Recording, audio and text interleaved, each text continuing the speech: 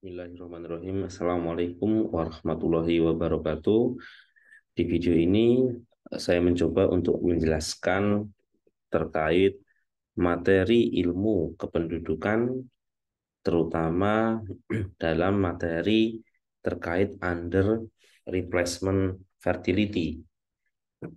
Under replacement fertility atau biasanya disebut di Indonesia adalah resesi seks.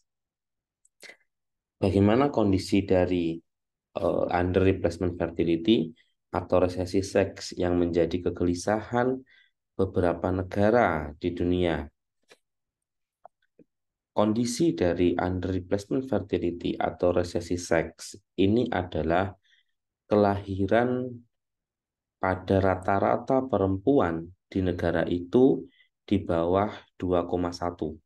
Jadi, setiap perempuan di sebuah negara ketika negara itu menghadapi resesi seks atau under replacement fertility, itu di bawah 2 anak.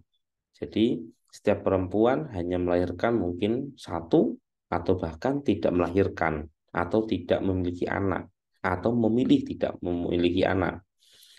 Jadi under replacement fertility kesimpulannya apa? Setiap perempuan di sebuah negara hanya melahirkan maksimal satu anak. Ini adalah kondisi under replacement fertility atau resesi seks.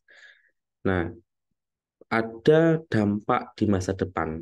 Dampaknya adalah tidak ada regenerasi atau regenerasi lambat. Artinya, tidak ada penduduk di masa mendatang. Tidak ada yang dapat menggantikan ketika orang yang sekarang itu meninggal. Jadi tidak ada regenerasi. Sehingga apa? Jumlah penduduk akan semakin turun karena populasi yang sekarang banyak yang meninggal dan tidak ada yang melanjutkan di generasi atau di masa mendatang. Yang dinamakan dengan regenerasi lambat ini adalah jumlah penduduk atau yang dilahirkan tadi kan cuma satu. Jadi dia hanya melambat ya. Pada akhirnya juga akan menurun jumlah populasinya. Sehingga negara tersebut akan kehilangan populasi. Populasi akan merosot, populasi akan menghilang, akan semakin sedikit populasinya. Nah, ini kalau di Indonesia sering disebut dengan resesi seks. Di beberapa negara bahkan ada yang sampai menutup sekolah TK. Kenapa? Karena tidak ada yang sekolah. Ya, karena memang populasinya menurun. Tidak ada ibu atau perempuan yang melahirkan anak atau sedikit kelahirannya. Nah, under replacement fertility ini berkaitan dengan second demographic transition. Ya, apa itu second demographic transition? Second demographic transition itu adalah di mana jumlah dari eh, kelahiran ya dan kematian dia itu hampir sama.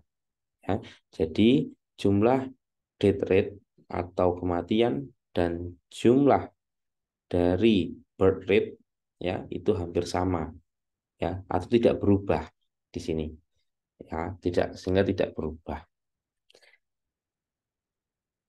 Jadi jumlahnya hampir sama. Dan contoh beberapa negara yang menghadapi resesi seks, misal contohnya adalah seperti di Rusia, populasi semakin anjlok, ya. Terus contoh lagi di Korea Utara, ya, populasi juga menurun, ya, sehingga menyarankan untuk punya banyak anak. Gara-gara tadi jumlah kelahiran dan kematian ya kematian ini, kelahiran ini lebih rendah daripada eh, apa namanya kematian ya jadi lebih banyak yang mati jadi kelahirannya rendah sehingga jumlah penduduknya semakin menurun ya jumlahnya menurun. Ini contoh lagi kelahiran di Singapura 1,110 kelahiran, 1,10 kelahiran per perempuan. Jadi di Singapura hanya satu anak saja setiap perempuan rata-rata. Ya, di Korea Selatan malah 0,84. Ya, tidak ada satu yang melahirkan pada setiap perempuan. Kayak gitu. Ya, hampir semua tidak memiliki anak di Korea Selatan. Di Jepang 1,34. Jadi ini masih di bawah under replacement fertility. Jadi standarnya adalah 2,1. Contoh di Jepang mengalami penurunan jumlah penduduk. Nah, ini prediksi yang ada di kemudian hari. Kita lihat di sini bahwa penduduk Jepang ini saat ini di tahun 2024 122 juta penduduknya, maka nanti akan semakin merosot, semakin menurun di masa mendatang. Ya, berbeda dengan di Indonesia. Di Indonesia, TFR atau total fertility rate-nya adalah 2,19 kalau tidak salah. Ya, masih di atas 2. Sehingga jumlah penduduknya masih masih akan meningkat, ya masih akan meningkat. Nah, ini prediksi kemungkinan akan mulai turun. Ini dimulai dari tahun 2075-an akan mulai menurun, baru memulai ya, mulai menurun. Ini prediksinya seperti ini. Nah, hal ini contoh di Singapura ya, di Korea Selatan juga menurun jumlah populasinya. Penurunan kelahiran ya di dunia, terutama di negara maju, itu disebabkan karena faktor SDT. SDT adalah Second Demographic Transition. Second Demographic Transition itu adalah sebuah fase kependudukan di mana di mana ada perubahan perilaku, ya perubahan perilaku yang diakibatkan karena faktor struktur dari penduduknya, ya faktor culture, faktor dari budaya, dan faktor dari teknologi, sehingga ya sehingga demographic behavior atau perilaku demografi yang dimaksud yang merupakan dampak dari tiga faktor ini berkaitan dengan marriage, pernikahan, berkaitan dengan divorce atau berkaitan dengan perceraian, berkaitan dengan kelahiran dan family formation. Ya, contohnya ya kita lihat di sini.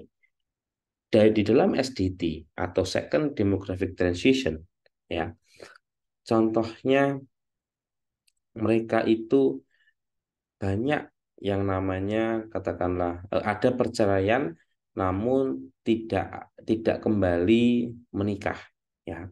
Namun saat ini misalnya di Indonesia misalnya ada perceraian, kebanyakan orang kan akan menikah lagi kan gitu. Namun ketika di fase SDT mereka tidak menikah lagi sehingga mereka tidak memiliki anak kembali gitu, ya. Terus lagi misalnya di dalam SDT atau Second Demographic Transition, increasing cohabitation. Cohabitation itu adalah seperti berkumpul dalam rumah tanpa ada ikatan pernikahan antara laki-laki dan perempuan. Seperti itu. Ya.